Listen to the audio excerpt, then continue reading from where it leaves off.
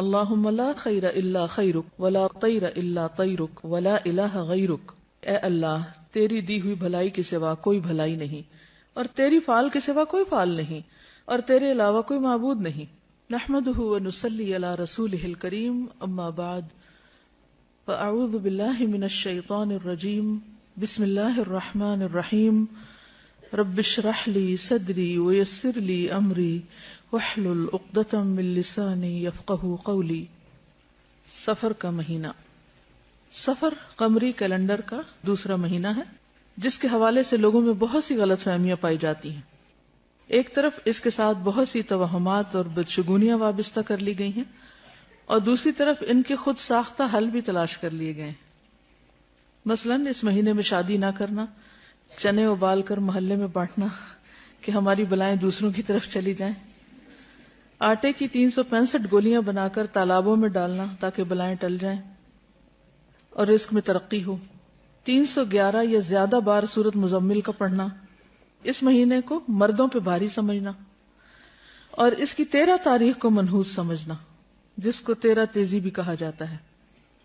لیکن حقیقت یہ ہے کہ ان باتوں کی ہمارے دین میں کوئی حیثیت نہیں، کوئی حقیقت نہیں ہے۔ یہ سب لوگوں کے اپنے ذہن کی خود ساختہ باتیں ہیں۔ انسان کے اصل نفع نقصان کا مالک کون ہے؟ اللہ رب العزت، اور ہمارا اس پر بھرپور یقین ہونا چاہیے۔ لیکن افسوس کی بات یہ کہ شیطان انسان کو ہر زمانے میں حق سے دور لے جاتا رہا اور اس کو اللہ کے بارے میں، دین کے بارے میں، خود اپنی ذات کے بارے میں، نفع نقصان کے بارے میں شکوک و شبہات میں مبتلا کرتا رہا۔ اس لیے ہم دیکھتے ہیں کہ ہم سے پہلے اہل کتاب کے اندر بھی بہت سی ایسی چیزیں پائی جاتی تھی۔ مثلا قرآن مجید کی ایک آیت ہے سورۃ النساء آیت 51، کیا تم نے دیکھا ان لوگوں کی طرف جو کتاب کا ایک حصہ دیے گئے، یعنی اہل کتاب کی طرف، علم ہونے کے باوجود، کتاب آ جانے کے باوجود ان کے عقائد کس طرح کے ہیں؟ یؤمنون بالجبت والطاغوت، وہ جبت یعنی توہمات، سحر، کہانت، جادو، ٹونے ٹوٹکے، بدشگونیاں، بدفالیاں، ان چیزوں پر ایمان رکھتے ہیں۔ والطاغوت، اور طاغوت پر یعنی شیطان پر یا کوئی بھی ایسی قوت جو اللہ کی اطاعت اور عبادت سے روکے، ان چیزوں پر ایمان رکھتے ہیں، ان چیزوں پر اعتماد کرتے ہیں، ان چیزوں کی طرف جاتے ہیں۔ وَيَقُولُونَ لِلَّذِينَ كَفَرُوا، اور وہ لوگ جنہوں نے کفر کیا ان کے بارے میں کہتے ہیں، ہؤلاء، یہ لوگ، اہدی من الذین آمنوا سبیلا، راستے کے اعتبار سے ایمان والوں سے زیادہ ہدایت یافتہ ہیں، یعنی اہل کفر کو اہل ایمان کے مقابلے میں زیادہ ہدایت یافتہ سمجھتے ہیں، یعنی جو لوگ جادو اور ٹونے ٹوٹکے کے کاروبار میں ملوث ہیں ان پر زیادہ اعتماد کرتے ہیں بنسبت ان کے کہ جو ایمان لا کر خالص اللہ کی توحید کے دل دادہ ہوتے ہیں۔ ایسے لوگوں کا انجام کیا ہے جو علم رکھتے ہوئے، کتاب رکھتے ہوئے، اپنے وقت کے مسلمان ہوتے ہوئے اس قسم کے کام کریں؟ فرمایا اولئک الذین لعنہم اللہ، جو لوگ جبت پر ایمان لائیں اور یہ سب کام کریں، ان لوگوں پر اللہ نے لعنت کی ہے۔ یہ کوئی معمولی بات نہیں ہے۔ وَمَن يَلْعَنِ اللَّهُ، اور جس پر اللہ لعنت کر دے، فَلَن تَجِدَ لَهُ نَصِيرًا، اس کے لیے تو تم ہرگز کوئی بھی مددگار نہ پاؤ گی، ان کی کوئی مدد نہیں کر سکتا۔ اس لیے بے حد ضروری ہے کہ ہم سب اس معاملے میں بہت احتیاط برتیں۔ کسی بھی قسم کی خرافات، توہمات، بدشگونیوں پر یقین رکھنا شرک میں داخل ہو جاتا ہے، انسان کو اللہ کی رحمت سے دور کر دیتا ہے۔ اس لیے نہایت لازم ہے کہ ہم اپنی زندگیوں سے بھی ان چیزوں کو نکال دیں، اور اس کے علاوہ معاشرے میں پھیلی ہوئی ایسی توہمات کا بھی سد باب کریں، ان لوگوں تک بھی پیغام پہنچائیں تاکہ وہ بھی ان چیزوں سے باہر نکل آئیں۔ سفر کا مہینہ عام مہینوں کی طرح ایک مہینہ ہے۔ اس میں رسول اللہ صلی اللہ علیہ وسلم نے معمول کی عبادت کے علاوہ نہ کوئی خاص عبادت کی ہے، نہ ہمیں اس کا حکم دیا ہے۔ جیسے ذوالحج میں حج ہوتا ہے، روزے، صدقہ خیرات، تکبیرات وغیرہ، اور اسی طرح محرم میں 10 محرم کا روزہ رکھا جاتا ہے۔ لیکن سفر کے مہینے میں نہ تو کسی روزے کا حکم ہے، کھائیں پیئیں، اور نہ ہی کسی اور خاص عبادت کا حکم ہے۔ اور نہ ہی آپ نے کسی خاص بلا سے بچنے کے لیے خبردار کیا ہے. کہیں بھی نہیں کہا کہ اس مہینے میں بلائیں نازل ہوتی ہیں یا کسی قسم کی کوئی پریشانیاں آتی ہیں یا کسی پہ یہ بھاری ہے اور کسی پہ ہلکا ہے. ہرگز نہیں، کچھ بھی ایسا نہیں. توہمات اور شگون جو اس ماہ سے منسوب کیے گئے ہیں ان کی کوئی حقیقت نہیں. عربوں کے ہاں اس ماہ سے متعلق جو غلط تصورات پائے جاتے تھے اس کی بنیادی وجہ یہ تھی کہ عرب حرمت کی وجہ سے 3 ماہ ذوالقعدہ، ذوالحجہ اور محرم میں جنگ و جدل سے باز رہتے تھے. جنگ نہیں کرتے تھے کیونکہ وہ حرام مہینے تھے، اور انتظار کرتے کہ یہ پابندیاں ختم ہوں تو وہ نکلیں اور لوٹ مار کریں جو ان کا پیشہ تھا. لہذا سفر شروع ہوتے ہی وہ لوٹ مار، رہزنی اور جنگ و جدل کے ارادے سے جب گھروں سے نکلتے تو ان کے گھر خالی رہ جاتے. یوں عربی میں یہ محاورہ سفر المکان، گھر کا خالی ہونا، مشہور ہو گیا. تو اسی سے لفظ صفر بھی ہے. صفر میں کتنے نمبر ہوتے ہیں؟ کچھ بھی نہیں، خالی. ٹھیک ہے. سفرن اور صفرن کے معنی ہے خالی ہونا. جیسے صفر کا ہندسہ عربی میں کہتے ہیں بیت صفر من المتاع، گھر سامان سے خالی ہو گیا یا گھر سامان سے خالی ہے. ہم بھی جب کسی چیز کی بالکل نفی کرتے ہیں تو کیا کہتے ہیں؟ Zero level. تو بس یہی سمجھے کہ سفر اور صفر جو ہے اس میں کسی بھی چیز کے نہ ہونے سے پھر یہ توہمات منسوب کر لیے گئے کہ اس میں کوئی خیر نہیں ہوتی اور مصیبتیں آتی ہیں. اتفاق سے نبی صلی اللہ علیہ وسلم کی بیماری کا آغاز بھی اس مہینے میں ہوا تو اس سے لوگوں کا اور زیادہ وہم پختہ ہو گیا کہ نعوذ باللہ یہ مہینہ مصیبتوں کے آنے کا مہینہ ہے، حالانکہ اس بات کی کوئی حقیقت نہیں ہے. مشہور محدث اور تاریخ دان سخاوی نے اپنی کتاب المشہور فی اسماء الایام والشہور میں ماہ سفر کی یہی وجہ تسمیہ لکھی ہے. عربوں نے جب دیکھا کہ اس مہینے میں لوگ قتل ہوتے ہیں، یعنی زیادہ لوگ، کیونکہ جنگ و جدل ہوتی تھی 3 مہینے کی بریک کے بعد، اور گھر برباد یا خالی ہوتے ہیں، تو انہوں نے اس سے یہ شگون لیا کہ یہ مہینہ ہمارے لیے منحوس ہے، اور گھروں کی بربادی اور ویرانی کی اصل وجہ پہ غور نہ کیا، نہ ہی اپنے عمل کی خرابی کا احساس کیا، نہ لڑائی جھگڑے اور جنگ و جدل سے خود کو باز رکھا، بلکہ اس مہینے کو ہی منحوس ٹھہرا دیا. جبکہ نحوست کے بارے میں قرآن مجید میں ارشاد ہے وَكُلَّ إِنسَانٍ أَلْزَمْنَاهُ طَائِرَهُ فِي عُنُقِهِ وَنُخْرِجُ لَهُ يَوْمَ الْقِيَامَةِ كِتَابًا يَلْقَاهُ مَنْشُورًا اقْرَأْ كِتَابَكَ كَفَى بِنَفْسِكَ الْيَوْمَ عَلَيْكَ حَسِيبًا. اور ہر انسان کا شگون ہم نے اس کے گلے میں لٹکا رکھا ہے، اور قیامت کے روز ہم ایک کتاب اس کے لیے نکالیں گے جسے وہ کھلا ہوا پائے گا. پڑھ اپنا نامہ اعمال، آج اپنا حساب لگانے کے لیے تو خود ہی کافی ہے. یہ آیت واضح کرتی ہے کہ انسان کی نحوست کا تعلق اس کے اپنے عمل سے ہے، جبکہ عموماً وہ یہ سمجھتا ہے کہ نحوست کہیں باہر سے آتی ہے. چنانچہ وہ کبھی کسی انسان کو، کبھی کسی جانور کو، کبھی کسی عدد کو اور کبھی کسی مہینے کو منحوس قرار دینے لگتا ہے. عربی میں نحوست کے لیے لفظ طیرہ استعمال ہوتا ہے جو طیرن سے ہے، جس کے معنی ہے پرندہ. عرب چونکہ پرندے کے اڑانے سے فال لیتے تھے، اس لیے طائر بدفالی کے لیے استعمال ہونے لگا، یعنی برا شگون، بیڈ اومن. اسلام میں کوئی دن، جگہ یا انسان منحوس نہیں، بلکہ دراصل وہ انسان کا اپنا طرز عمل، رویہ، اخلاق اور طریقہ ہوتا ہے جو اس کے لیے مختلف آزمائشوں کا سبب بن جاتا ہے. ارشاد باری تعالی ہے ما اصابک من حسنۃ فمن اللہ وما اصابک من سیئۃ فمن نفسک. کوئی بھلائی جو تمہیں پہنچے تو وہ اللہ کی طرف سے ہے، اور کوئی برائی جو تمہیں پہنچے وہ تمہارے اپنے نفس کی طرف سے ہے.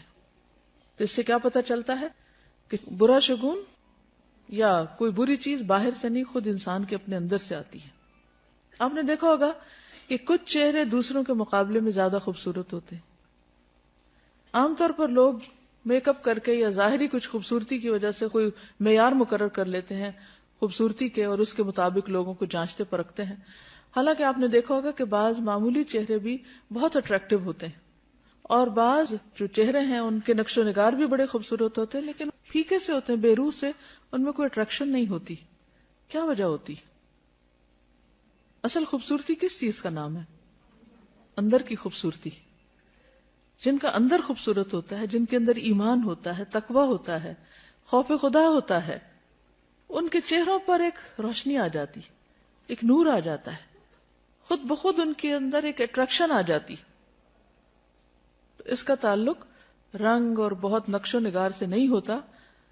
وہ اپنی جگہ سمجھے 5-10% یا چلے 50% ہی کہہ لیں کہ اس کا ایک حصہ ہو سکتا ہے، لیکن جو باقی حصہ ہے وہ انسان کے خیالات، اس کی سوچیں، اس کا کسی بھی چیز کو اپروچ کرنے کا جو انداز ہے یا اس کی نظر ہے یا اس کے جو اعمال ہیں وہ اس کے لیے خوبصورتی کا ذریعہ بنتے ہیں. جب کسی انسان کے اندر سخت مزاجی ہوتی تو کیا اس کے چہرے سے نظر آتی؟ نرمی چہرے سے جھلکتی؟ محبت چہرے سے جھلکتی؟ یہ سب چیزیں دنیا میں بھی عیاں ہو جاتی ہیں. اور قیامت کے دن بھی کیا ہوگا؟ یوم تبیض وجوہ وتسود وجوہ. بعض لوگوں کو آپ دیکھیں تو ان کی آنکھیں خوفناک سی ہوتی، بعض لوگوں کی آنکھیں چمکتی ہوتی، حتیٰ کہ بچوں میں بھی آپ یہ چیز نوٹ کر سکتے ہیں. کچھ آنکھیں بالکل اداس اور ویران ہوتی ہیں، اور عموماً وہ ان کے اندر کے ڈپریشن یا اس خوف کو جو ان کے اندر کہیں جمع ہوا ہے اس کو ظاہر کر رہی ہوتی. جب انسان کے اندر ایک بیزاری ہوتی ہے، گھٹن ہوتی ہے، وہ بھی چہروں سے نمایاں ہوتی. تو اگر آپ واقعی دنیا اور آخرت میں خوبصورت لگنا چاہتے ہیں تو اپنے اندر کو خوبصورت کر لیں، اپنے اندر مثبت سوچیں لائیں. اصل ایمان کیا ہے؟ اصل حیا کیا ہے؟ کہ انسان صرف ظاہر میں کچھ مصنوعی اپنے اوپر چیز نہ ڈال لے، بلکہ اس کے اندر حیا ہو، اس کے سر میں جو خیال آ رہے ہیں اور اس کے دل میں جو کیفیات ہیں اس کے بارے میں وہ کانشیس ہو کہ وہ کیا سوچتا رہتا ہے، کیا دیکھتا ہے، کیا چیز اس کے نزدیک اہمیت ہے.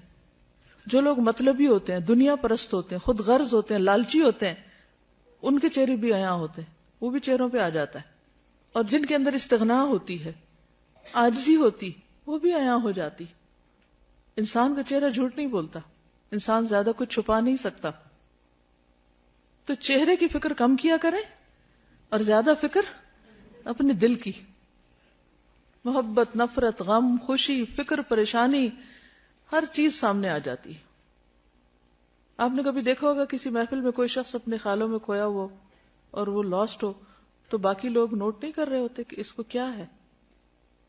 اگر آپ تھکے ہوئے تو لوگ آپ کو فوراً بتا دیتے ہیں آپ کو کیا. اگر آپ بیمار ہو تو بھی آپ کے چہرے سے پتہ چل رہا ہوتا ہے. کوئی اٹینٹیو ہو تو بھی نظر آ رہا ہوتا ہے، اور کوئی بیزار بیٹھا ہو تو بھی نظر آ رہا ہوتا ہے. سب کیفیات جھلکتی. تو اس لیے کل انسان الزمناہ طائرہ فی عنقہ، یہاں گلے میں لٹک رہا ہے، اس کا نام ہے اعمال. ٹھیک ہے نا؟ وہ کون ہے، اس کی پہچان اس کے گلے میں پڑی ہوئی ہے.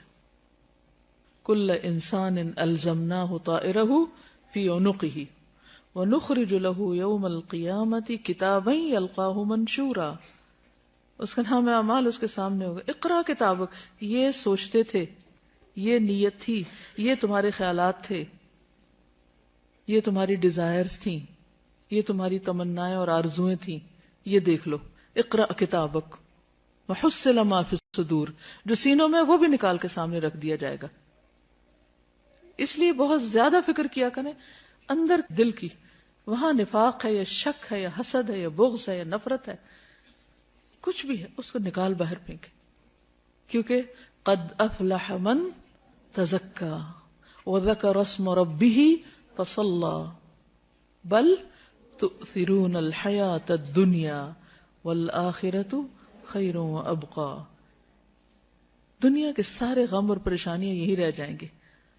اصل فکر بس آخرت کی لگا لے. ایک فکر ہر فکر سے بے نیاز کر دے گی، ہر فکر کو کاٹ دے گی، اور وہ فکر آخرت ہے. تقوی میں، اللہ کے ڈر میں دنیا اور آخرت کی ساری مشکلات کا حل ہے. اللہ کا وعدہ ہے، اللہ نے اہل کتاب سے وعدہ کیا تھا کہ اگر وہ اپنی کتاب کو قائم کرتے، اس پر عمل کرتے تو لَأَكَلُوا مِن فَوْقِهِمْ وَمِن تَحْتِ أَرْجُلِهِمْ، آسمان سے بھی رزق برستا، پاؤں کے نیچے سے بھی نکلتا. رزق کی تنگی فراوانی یہ سب بھی اللہ کے ڈر کے ساتھ. اللہ سے ڈرنے والے بن جائیں، گناہوں سے بچیں، ساری مشکلات آسان ہو جائیں گی. لیکن یہ نقطہ ہمیں سمجھ میں نہیں آتا. انسان کے رزق میں رکاوٹ اس کے اپنے گناہوں کی وجہ سے ہوتی، انسان پہ حالات کی تنگی اس کے اپنے گناہوں کی وجہ سے ہوتی. تو ہم سب کو نحوستیں باہر سے نہیں اندر سے دیکھنی چاہیے. سب سے بڑی نحوست گناہوں کی نحوست ہے, اللہ کی نافرمانی کی نحوست ہے. جس جگہ پر نماز نہ پڑھی جائے وہ جگہ منحوس ہو جاتی. تو یہ دیکھیں کہ کہاں گناہ ہو رہے ہیں.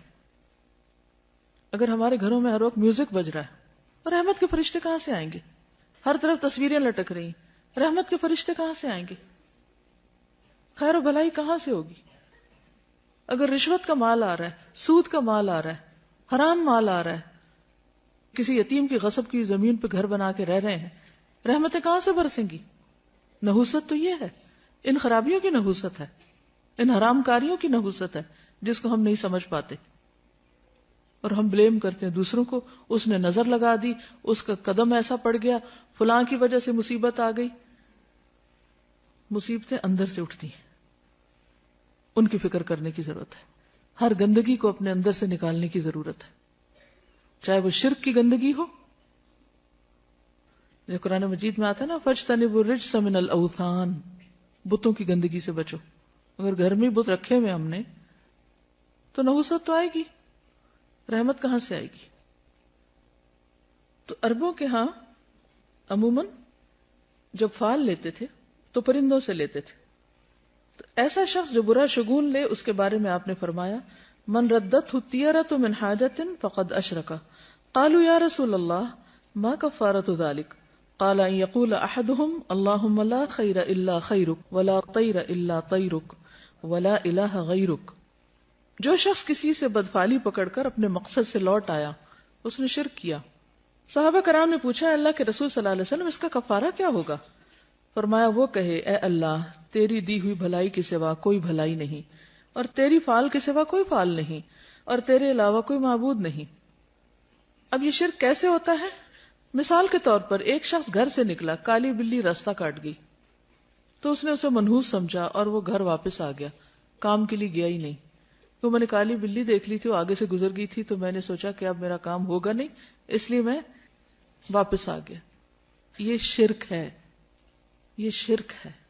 اور یہ اس قسم کا شرک ہے کہ جس کو ہمارے معاشرے میں کھیل مذاق کے طور پہ لیا جاتا ہے, ان کو برا بھی نہیں سمجھتا. لوگ ایک دوسرے کے سامنے ایسی باتیں کھلے عام مجلسوں میں کر رہے ہوتے ہیں اور کوئی کسی کو روکتا ہی نہیں ہے, اور کوئی احساس بھی نہیں کرتا کہ وہ کس قسم کا جملہ بول رہا ہے. بظاہر یہ ایک معمولی سی بات ہے, مگر حقیقت میں یہ شرک ہے, کیونکہ کسی بھی شخص کا نفع یا نقصان بلی کے ہاتھ میں نہیں. اکثر ایسا ہوتا ہے کہ اپنی لاپرواہی کی وجہ سے کوئی کام خراب ہو جاتا ہے, اور شیطان ہمیں سجاتا ہے کہ یہ ساری خرابی فلاں کی وجہ سے ہوئی, ہم اس کو بلیم کرنے لگتے ہیں. آج صبح صبح اس کا منہ دیکھ لیا تھا اس لیے فلاں اور فلاں کام خراب ہو گیا, یہ جملہ بھی نہیں بولنا چاہیے. اسی طرح آنکھ پھڑکنے سے خوف زدہ ہو جانا, یہ ہاتھ میں کھجلی ہونے سے امید لگا بیٹھنا کہ آج مال ملے گا, یہ جوتے پہ جوتا آ گیا تو سفر پیش آئے گا. رنگوں سے شگون لینا بھی ہمارے معاشرے میں عام ہے. مثلا سیاہ رنگ نہ پہننا کہ بیمار پڑ جائیں گے, ہمارے خاندان میں سیاہ رنگ جو ہے وہ ایسے اور ایسے اثرات رکھتا ہے, اس قسم کی باتیں کرتے ہیں لوگ, یہ رنگ ہمیں سوٹ نہیں کرتا.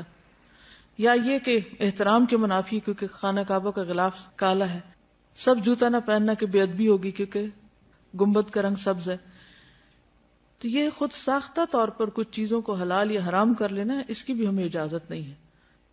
یعنی اپنے طور پر جو تمہاری زبانیں جھوٹ گھڑتی ہیں کہ یہ حلال ہے یہ حرام ہے, ایسا مت کہو, اس کی اجازت نہیں ہے.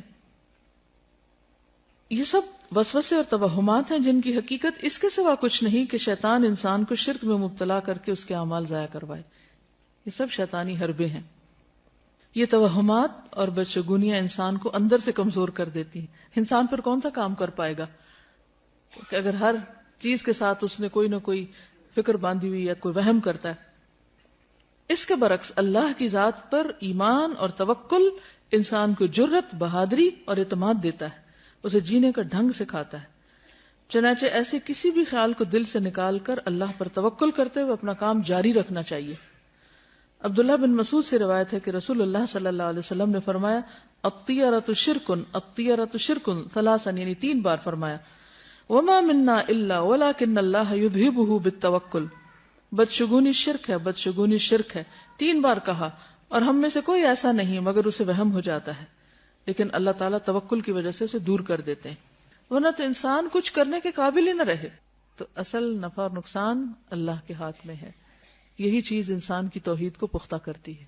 علیہ توکلت و الیہ انیب. آج کے لیے اتنا ہی کافی ہے. سبحانک اللہم و بحمدک اشہد ان لا الہ الا انت استغفرک و اتوب الیک. السلام علیکم و رحمۃ اللہ وبرکاتہ.